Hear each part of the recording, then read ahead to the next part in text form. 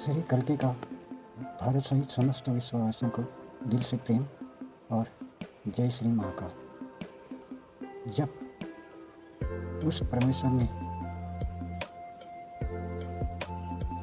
इस ब्रह्मांड सहित इस धरती का निर्माण किया तो धरती में जीवन सहित मानवों और अन्य जीव जंतुओं तथा वनस्पतियों को बनाया।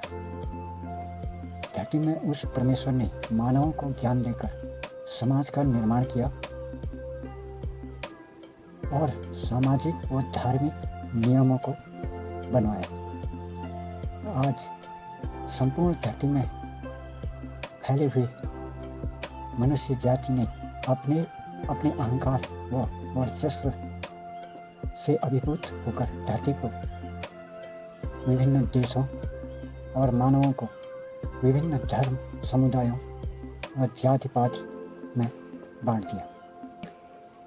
पर धरती में जब मानव जीवन आरंभ हुआ तब ऐसा नहीं था। मानव को धरती में जीवन बिताने के लिए उस परमपिता परमेश्वर द्वारा सरल नियम दिए गए थे। जो नियम थे सत्य, तप, पवित्रता, दान और ईश्वर के स्थान पर अपने माता पिता की सेवा एवं पूजा। उस समय संपूर्ण धरती अन्न और फलों से लदी रहती थी। मानव को धरती में अपने जीवन निर्वाह के लिए आज की तरह मेहनत कर अनाज नहीं उगाना पड़ता था। मानव का अधिकतर समय तप व माता पिता की सेवा में गुजरता था। मानव उस एक ही निराकार परमेश्वर को मानता था। ना कोई मंदिर था, ना चर्च, ना गुरुद्वारा और ना ही मस्जिद। सिर्फ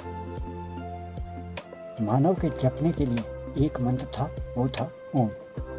ओम ही का जप मानव किया करता था। इसके जप से उसका आत्म संबंध उस परमेश्वर से हो जाता था जिससे वह अपनी आत्मा में उस परमेश्वर से बातें किया करता था। और उन दिनों मानव की उम्र 1,00,000 वर्ष होती थी, क्योंकि मानव के शरीर में कोई भी ऐसा विकार उन दिनों नहीं था। धरती लोक से ऊपर उस परमेश्वर का वह अलौकिक लोक है जिसे प्रकाशित करने के लिए किसी सूर्य की आवश्यकता नहीं होती और वहाँ जीवित रहने के लिए हवा पानी की भी आवश्यकता नहीं होती और न वहाँ मृत्यु का वास है। वही परमेश्वर का निवास स्थान है। जब धरती में परमेश्वर ने मानवों को उत्पन्न नहीं किया था तब उस परमेश्वर धाम में परमेश्वर के एक देवदूत ने, इसे हिंदू धर्म में पार्षद कहा जाता है, ने परमेश्वर की आज्ञाओं को मानने से मना कर दिया और उनका विरोध किया। इससे कुपित होकर परमेश्वर ने उस देवदूत को धरती में धकेल दिया। यही देवदूत या पार्षद धरती में शैतान और असुर के नाम से जाना जाता है। इस असुर या शैतान ने धरती में मानवों में प्रवेश कर त्रेता युग में धर्म के पहले स्तंभ तप को नष्ट कर दिया। श्री राम की मृत्यु के बाद मानवों ने धरती पर तपस्या करना बंद कर दिया और धर्म के पहले स्तंभ की तपस्या के मार्ग से मानव जाति विमुख हो गई। फिर द्वापर में कृष्ण के धरती से जाने के बाद इसी शैतान या असुर ने मानवों में प्रवेश कर सत्य और तपस्या के धर्म के स्तंभ को भी गिरा दिया।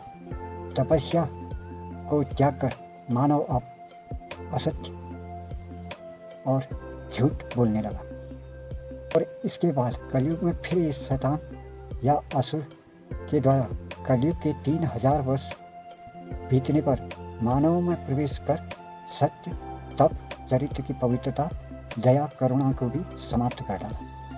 इसी कारण मानव ने कलयुग में जन्मे उस परमेश्वर के अंश अवतारों को या तो मार दिया या बहुत परेशान व दुखी किया। ब्रह्मा अंश अवतार यीशु को सूली पर लटकाकर मार दिया गया।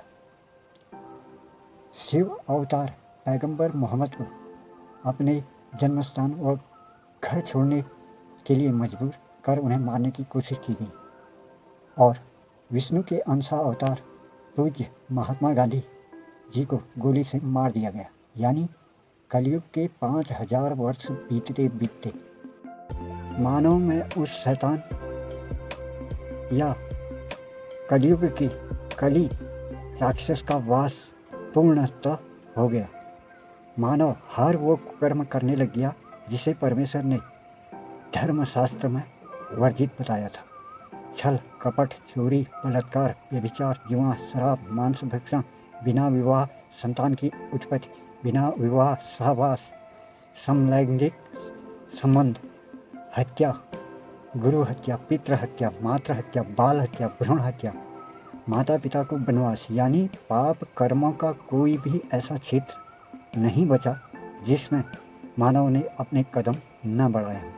और सन 2025 आते आते धरती में धर्म मात्र 5% रह गया। इसी कारण उस परमेश्वर ने धरती पर महाप्रलय करने का निर्णय ले लिया। याद रखें, सूर्य पूर्व के बजाय पश्चिम दिशा से निकल सकता है, धरती धूल के कणों में बिखर सकती है, पर हमारी बताई गई ये भविष्यवाणी कभी असत्य नहीं हो सकती। अतः धर्म मार्ग पर चलें और अपने जीवन को धर्ममय बनाएं और धर्म मार्ग पर चलकर ज़्यादा से ज़्यादा संख्या में परमेश्वर के राज सतयुग में जीवित प्रवेश करें और उनके साक्षात दर्शन पाएं तथा उस सतयुग में एक लंबा जीवन, धर्ममय जीवन धरती में बिताकर मृत्यु होने पर मोक्ष की प्राप्ति कर उस लोक को प्राप्त करें जहाँ उस परम पिता परमेश्वर का वास है। हमारे इस संदेश को आप सब्सक्राइब करें या न करें, ये आपकी मर्जी है, पर हमारा आपसे हाथ जोड़कर विनती है कि इसे अपने दोस्तों, अपने रिश्तेदारों में शेयर अवश्य करें ताकि यह संदेश हर मानव तक पहुँचे। धन्यवाद। जय भारत, जय विश्व, हरिओम तत्सत।